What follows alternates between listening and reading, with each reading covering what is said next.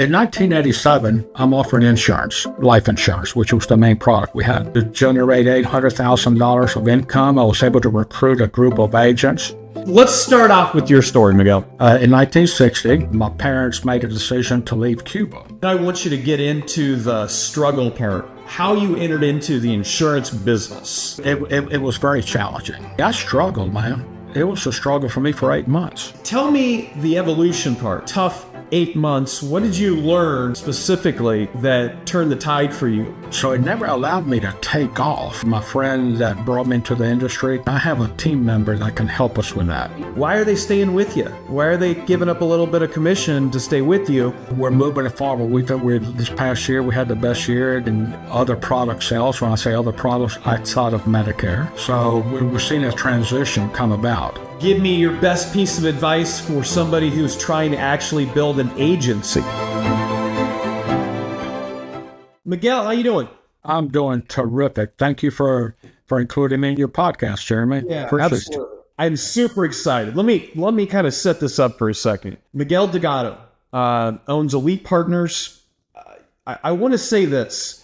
We have a mutual friend that referred you on to this podcast, and I learned a little bit about your story from him. And then aside from a 7-minute pre-interview, we've never really talked. I've done that because I know how great your story is, and I wanted it to be real. I didn't want it to be canned right or any of the answers. For those of you that are brand new, those of you that are struggling, agents that are watching this that you haven't hit your destination yet, you might even be thinking to yourself sometimes, man, am I in the right business, the right place? Am I going to be able to survive in this? I got a feeling this is going to be my favorite podcast I've ever done. And if you fit in one of those categories a second ago, at the end of this, if this story, Miguel's story, doesn't hit you straight in the heart, then I give up. I think that it's going to come out here that, Miguel, you're the Rocky Balboa, rags to riches story that I don't know how many people are going to top. So with that set up, you don't have all you can do is fall from the mountaintop. Let's start off with your story, Miguel. Let's start off from the personal standpoint. Just give me an overview of your personal life story and how you where you started and how you got to where you're at now. Well, that's a great place to start with me. So, when people look at me and they meet me for the first time and say, "Man, you don't look like a Miguel Delgado." So I then said, "Well, let me take a step back and share with you." So, in 1960. I was 9 years old. My parents made a decision to leave Cuba. With everything that was going on there, my grandfather was basically the speaker of the local Congress there for many years, and he said, "This is not going to end well. I will encourage y'all to go to America or go some other country." So my parents were the only ones in the family that said, we want our children to grow in a different place, and they're going to have freedoms and be able to do everything they wanted to. So in 1960, November 8th, this year, we said just celebrated an anniversary. We landed in Baton Rouge. We have relatives here. And so this is why we came to Baton Rouge, is because we had somebody here and I had family members that they were working with oil industries and so forth. And they took us in. And the reason for Miguel sticking was that we arrived on a Thursday. Monday morning, I was in school. I didn't speak English. Gotcha. So my uncle practiced with me all weekend long. He said, you're now in America. You're no longer Miguel. You're now Mike or Michael. This is the way we roll here. Okay. So we practiced all weekend long, and it took me to school and left me there. And you can imagine how scary that was. As a boy 9 years old in a place that you couldn't understand anybody, nobody could understand you. Well, it's not like you came and went to Miami where a lot of the other people were. You're probably all by yourself as the only. Yeah, exactly. Yeah, you're very right. So, but anyway, they called my uncle on that Wednesday or Thursday morning because they said, "Hey, we need you to come back in and talk to him here, help us out to understand what's going on with him." So, my uncle had taught me that weekend. He said, "Look, every time you hear Mike or Michael, you stand up and say, 'Yes, ma'am.' Remember, we're in the South here." And so I've become very responsive because and when you don't speak the language that's being spoken to you, you just hear the first sound. So I was hearing the M sound, and we had Melissa's, we had Mitchell, we had Mickey, Michaels, and all these other M names. So I was just standing up. So my uncle came in and he says, "Look, why don't you call him by his given name, Miguel?" And that cut out all those problems. So Miguel stuck.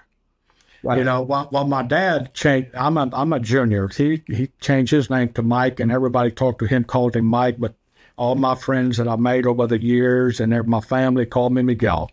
Okay. So that's how that stuck. But I'm so thankful for my parents to made that move, and they came over here literally with $80 American.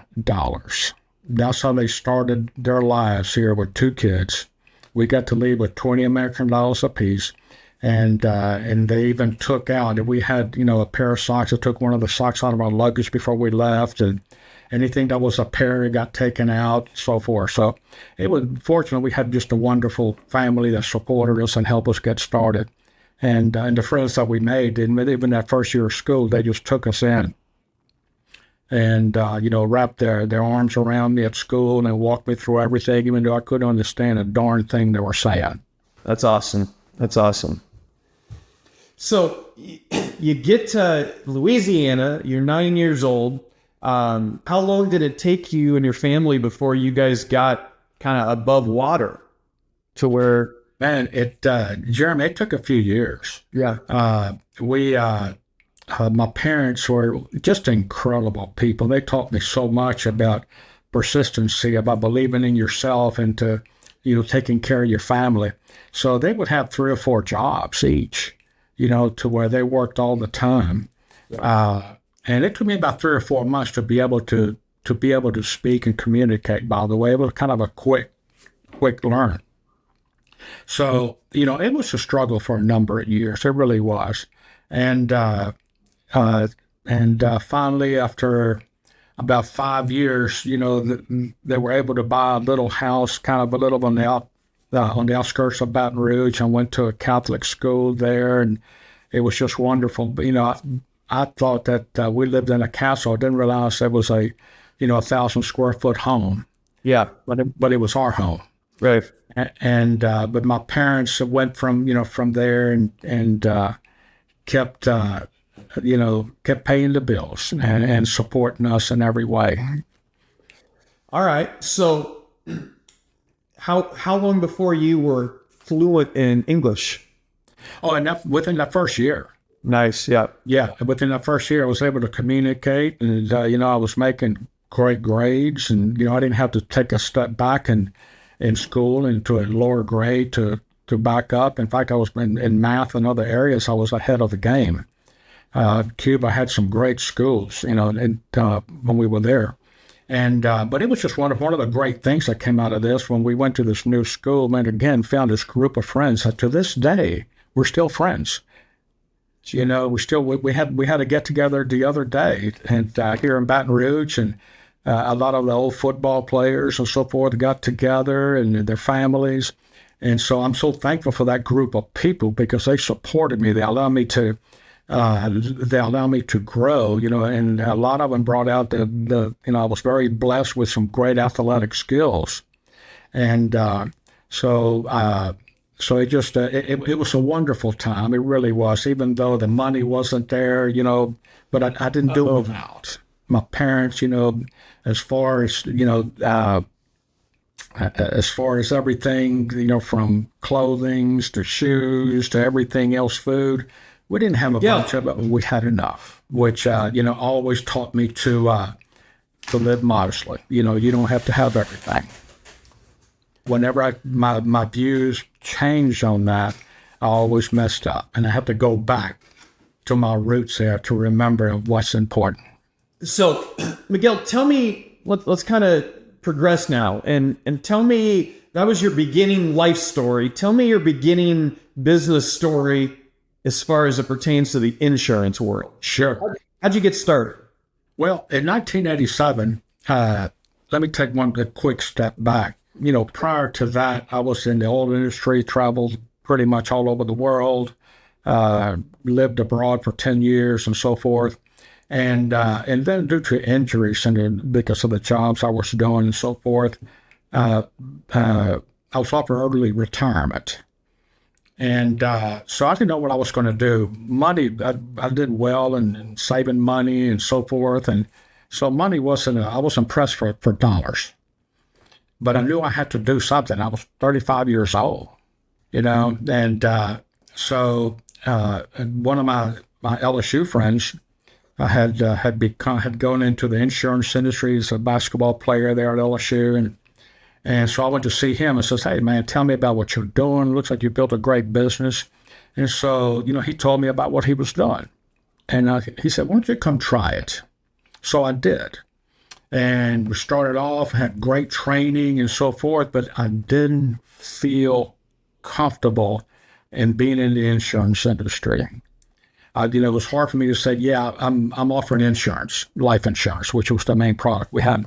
What company? It was A.L. Williams, who later became Primerica. So tell me the part of how you entered into the insurance business and how that worked out for you. Was it super easy? Did you take off like a rocket right out of the gate? Absolutely not. Okay. It was very challenging. And I love to tell that part of the story because all of us have struggles in life. And so once I left my previous employment, came back to Baton Rouge, I approached a friend of mine. He was with Primerica. Well, at the time was A.L. Williams, became Primerica later. And he introduced me to the life insurance business.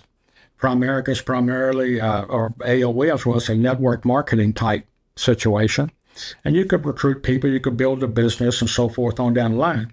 And, but Jeremy, I struggled, man. It was a struggle for me for 8 months until the time that I was able to figure out that it wasn't just about selling insurance. I didn't like being an insurance agent in my mind. But once I learned that I needed just to help people and to be myself and try my best to let people know how I can help them in the future and how they could ask them to trust me to help them with that. One of the things that I was so excited about with talking with you is in the short conversation we had was how much our stories aligned. Now, I didn't line up for coming from Cuba, obviously, but I got into the insurance business on accident. I thought I was going for a $400,000 a year public speaking position. I get in there and it's a group interview for an insurance company. And I'm sitting here thinking in my mind, insurance agent, like, I am not growing a mustache. I'm not going to get a sweater dust, and I'm not going to go door knock. And so I had the same problem in the beginning. So tell me the evolution part from the tough 8 months. What did you learn specifically that turned the tide for you? Well, one of the things, because in going back a little bit to my prior career, was that everything that we did at that time was about you had to be perfect before you could be part of our team. You have to know your job to a T. Okay. Well, here in the insurance business, it was similar to the same, but I felt I had to be perfect. So it never allowed me to take off because, I was trying to know everything. Yeah. And so that's at the point that my friend that brought me into the industry, that he says, look, you don't have to have all the answers. It's okay to say, hey, look, I don't know, but I have a team member that can help us with that. Yeah. And that's where we flowed to that. And from that point forward, after those first 8 months, that was miserable for me because I felt a failure. And I knew I wasn't a failure, but I had to make a change. And I think I had to change habits. I had to change my mindset about, how to do this. And with my friend, as he shared those things with me, and I was able to change how I approach people. And then it didn't matter about approaching my family. It's just like my friend told me, he said, Miguel, he said, if you don't let them know what you do for a living and how good you can serve them, they're going to go to somebody else for their life insurance. And that's what kind of clicked on me. I said, I much rather they do business with me. So that's when I changed, my approach, my mindset. Also started approaching some friends that already in the industry about recruiting them to our group and build the business within it. And so we were able to, be able, in the next 16 to 18 months, we were able to take that to $800,000 of income and continue to grow from there, and became a VP at the time with A.O. Williams. A couple things I want to add to what you just said there. So I've been consulting and teaching agents and agencies, 17 years now. And a lot of times I'm going in and helping them, teaching them how to sell long-term care, or how to sell annuities, or sell products that they don't know how to sell. And I have yet to ever once, in the thousands of agents, I have yet to ever meet one agent that didn't have that same mindset you just said of, okay, I got it, but I don't feel comfortable enough to go and sell it because I want to know exactly how it all works before I jump into the pool. It's the same equivalent of dad throwing you in the lake to learn how to swim. Yeah, exactly. You can swim, you can float, you'll perfect the form, but you got to jump in the lake. Yeah. So many people, I guarantee, relate to what you just said there. So when did you leave Primary? When did you start your own company? Yeah. So as we continue to grow the business, I realized that I wanted to expand the horizons. And I wanted to be able to do something besides the life insurance part. Yeah. And at A.O. Williams, we started doing some mutual funds and things like that. And I really liked all that. So I went on and split off and went and started my own agency at that point in time, and really continued to grow it to the amazing number of agents, of income, of customers.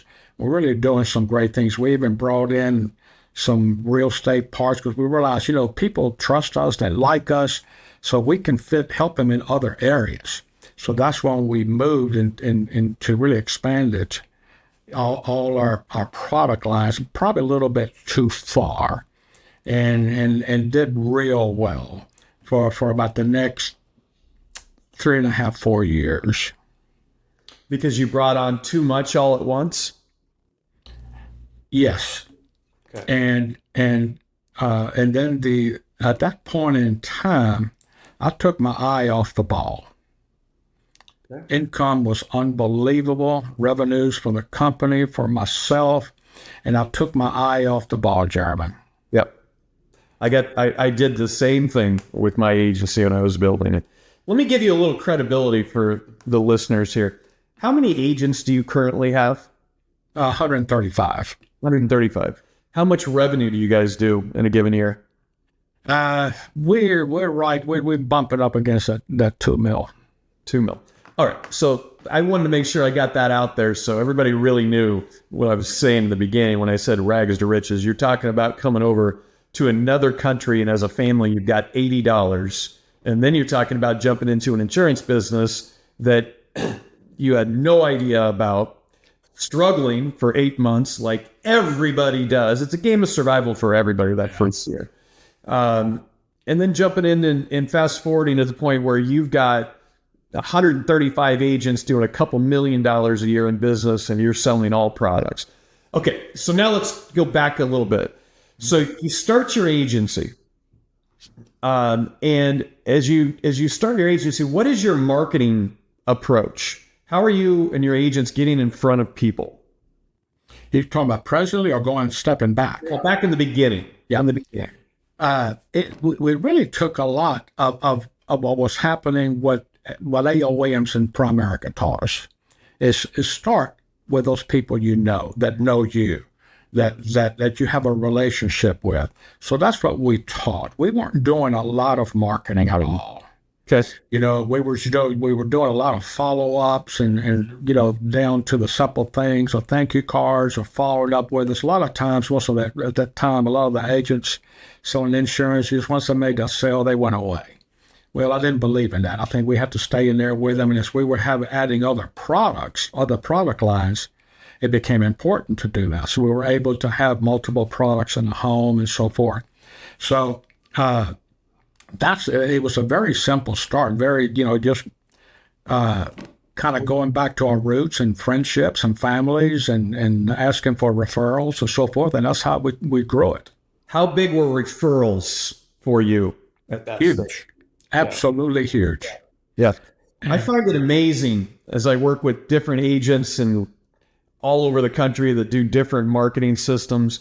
I've got an agency that I work with and mentor right now in Mississippi that comes from a Globe Life captive background, which is kind of similar to Primerica in that my hair was blown back when I asked him, like, what's the average number of referrals you get from an appointment?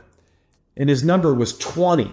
I don't even start presenting until I've got 15 to 20 names of people I can go talk with. Now, I'm not saying that that's what the norm is or what a lot of people should do, but when you start in places like Primerica, a Family First, a Globe Life, those type companies, and master that art of turning one into a bunch on every time, oh my gosh, then you grow to the point where you know how to cross-sell all products and you actually start building an actual marketing program for a little while. It's so amazing. It's, how you can grow from that. There's no ceiling on it. Versus people that live and die on, I'm sending this mailer out this week, and however many people call me back, that's the X number of appointments I've got, X number of opportunities. That's when things get hard. Yeah, absolutely.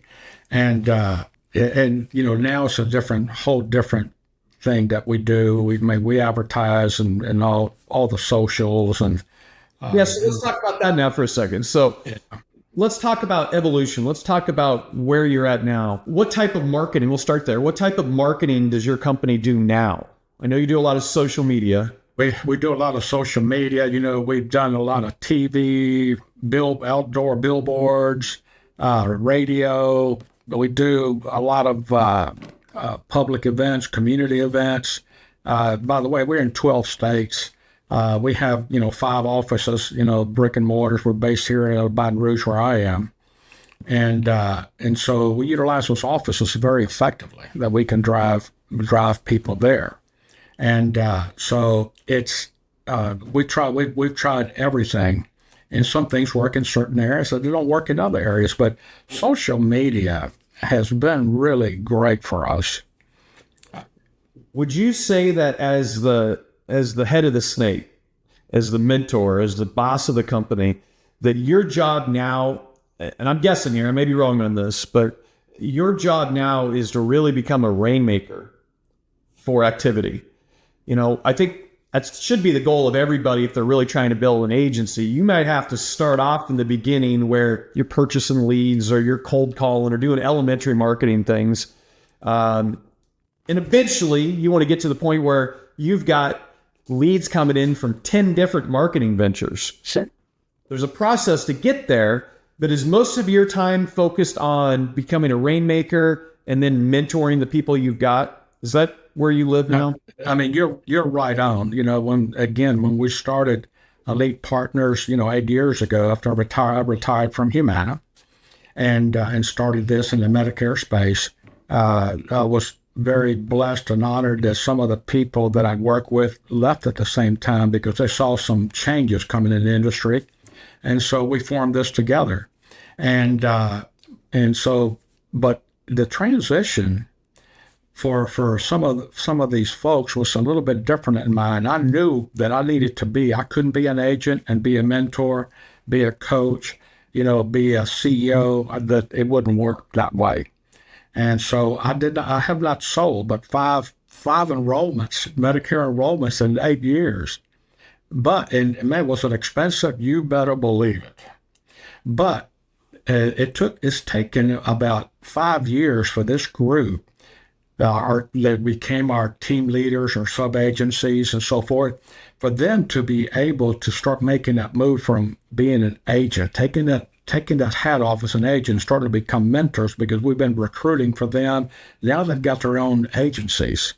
And that's what we're trying to do here, is to help people build legacy agencies, legacy businesses. Good for you. And so that's my goal now. And I'm going to stick to it. And again, I don't mean to get off on this, but building a legacy business has become very important. All my children are working in here. Yeah. Whenever my time is done, God says, I'm done. You're done with this journey here on this part. And, those other people help us get all this started. We've already got it to where we can set up part of the stock will go to them, and my family will give it the leadership. But everybody participate in the leadership of this company. All these individuals will help us get started. It wasn't just me. Yeah. I'm not that good. Yeah. Yeah. And so all these fellows and ladies that I work with over the years, it adds so much to it to help this business grow. I mean, they're incredible. So, that resonates with me as well. I remember when I was building my agency, and I was really good from a salesman standpoint. And I remember, but I wanted to stop selling. I wanted to be the CEO type. And I remember getting out of the field and saying, all right, I'm going to step back, and now I'm going to manage. And I think I had like 12 or 13 agents. And they were all very high producing agents, and I could pay the bills that way doing that. But we started going downhill. And we had to go downhill before we came back uphill. And the lesson I learned, which is I think the same thing you're saying, was I had to learn how to become a teacher. Yeah. I had to become a parent and a mentor. I think there's so many people out there that want to grow a big insurance brokerage. And they think that the name of the game on that is recruiting. And do what I do and duplicate it, and we'll do that as many times as fast as we can. But really, the ones that are successful, the ones that are not built on a house of cards, have the principal at the top that is either naturally gifted or at least willing to take off that sales, watching the bottom line numbers, and become a teacher and a mentor. Because they'd be doing it themselves on their own if they didn't need that coach or that person to look up and help them with the vision, help them hold them accountable, and do those things. That realization is a realization that too few agency owners, I think, realize in time. Yeah, and it's hard. And as we started talking, we actually started really 3 years ago, 2.5 years ago. We have a leadership meeting every quarter. We bring all the team leaders in some place where we have it that we can have fun, and also to share information. Is that we have to get everybody to say, look, it's time to move from being that agent to being that coach. You have a big enough team now. And I said, but when you're the biggest producer on your team, there's no way you have the ability, not the ability, forgive me, the time to devote to all these folks that are trusting you to take them to the next level where you are. Yeah. Because that's what they look up to.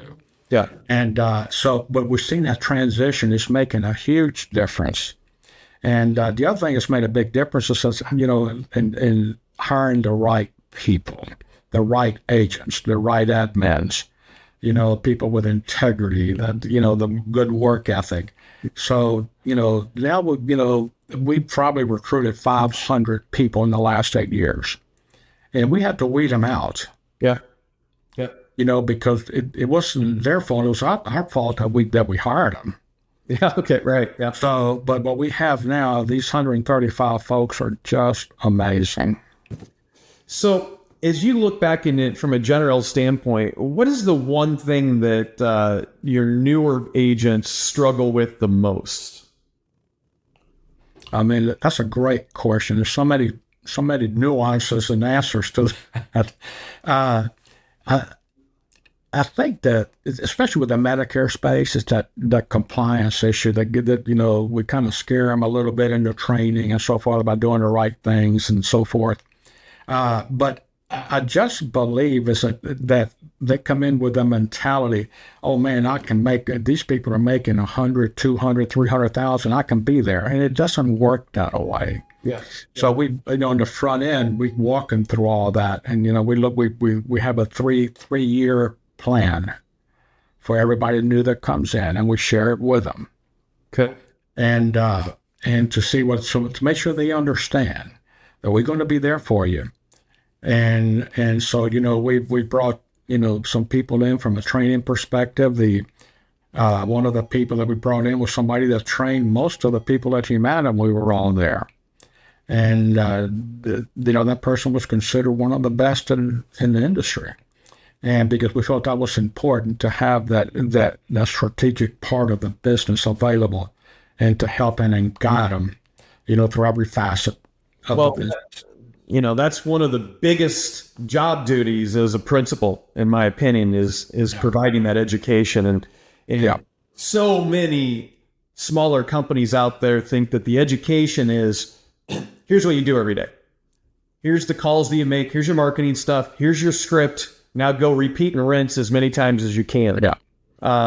But the real education, it should never end. If it does, why are they staying with you? Why are they giving up a little bit of commission to stay with you if you can't stay in front of them and always be adding value?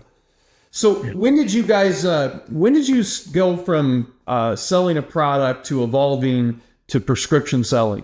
When did you start to where you got to the point where you started really cross-selling and putting a focus on cross-selling your clients and getting multiple policies in each home? Well, we've always done that kind of in the ancillary products with dental, vision, a little bit of the hospital indemnities. But it was just everybody was doing so well with Medicare that, this is what I want to do. I don't want to sell anything else. So we started doing some more training on that. We started implementing some bonuses and different things on the and to bring it in. And I'll show you. Here's my 4-legged stool. Okay. Life, Medicare, ancillary, and ACA. Okay. And so we keep it here at the office. We started bringing that into play. But we had to get all the training and everything else in place to be able to do that, and to get them to transitioning. There's certain things with Medicare that we can't do on the original enrollment, talking about life insurance or some other things, but hospital indemnities and dental and vision, you can. And but it's taken a while, again, just like taking our agent hat and putting up our coach side. It's taken a while, but we're moving it forward. This past year we had the best year in other product sales. When I say other products, outside of Medicare, so we're seeing a transition come about. Does it worry you at all where the Medicare, the ACA, where those industries are headed right now with all of the flux as far as the industry? No, I'm one of those people that I just feel strongly that it's going to settle down here. But it's also, I do talk about that this is one of the reasons, and because we're seeing a lot of people in the industry start to say, man, I'm getting out of here. Yep. Which I look at it as an opportunity to go out there and buy some books of business or whatever it may be. But this is one of the things, and I felt if you're going to help, and look, Jeremy, up here in our wall here in Baton Rouge, we have our purpose in life. It is so simple. It's a mission statement. Help people, make friends, and have fun, internally and externally. And that's the way we look at this thing, what we do every day. And so it's just make sure that we have the training right for them, that they understand why our customers need us, is to help them in making all these decisions and guide them in the right place. It's not to sell policies. Is to help them. And we train the newer agents when they come in is to look at this like as your grandmother, your grandfather, or your parents that are sitting there in front of you, and you never go wrong. And so that's what we do. Miguel, give me your best piece of advice if you only got 30 seconds to give to a new or a struggling insurance agent. I think that I would need to go back to where I started from, is to change the mindset that I can do this. It's the first thing. That's beyond just 8 months of struggle. We don't want anybody to go through that. So we got to make sure they understand by hearing the stories from each one of our agents. And that comes in also the training that we provide straight off the bat. But the mindset of it and having to change that they can do this is the most important thing. Okay. Give me your best piece of advice for somebody who's trying to actually build an agency. What do you think the number one thing they need to know and understand is? It's having to understand that they have to take the agent hat off and put that coach's hat on. Yep. And again, help those people, those downline agents, become their friends and have fun doing it. And let them know, tell them your story. Tell them our stories, and we share it all the time. But that's the most important thing for me. Very good. Very good. So, Miguel, I don't say this on every podcast, but if I had an agent come to me that needed guidance, that needed somebody to help them kind of show them the way, a place for them to go work, aside from just, becoming an independent agent out of their basement, I can't think of many places that I would recommend with more confidence than you.